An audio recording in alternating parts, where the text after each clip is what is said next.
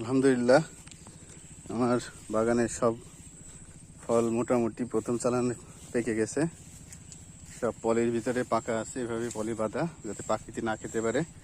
সম্পূর্ণ কীটনাশক মুক্ত ড্রাগন ফল। যারা যারা নিতে চান এখনই ইনবক্স করে জানান।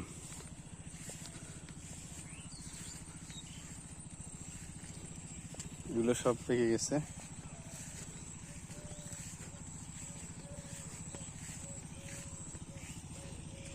পলিথিনের ভিতরে সব এরকম, এগুলো সব আবার নতুন ফুল, এগুলো প্রচুর ফুল এসছে।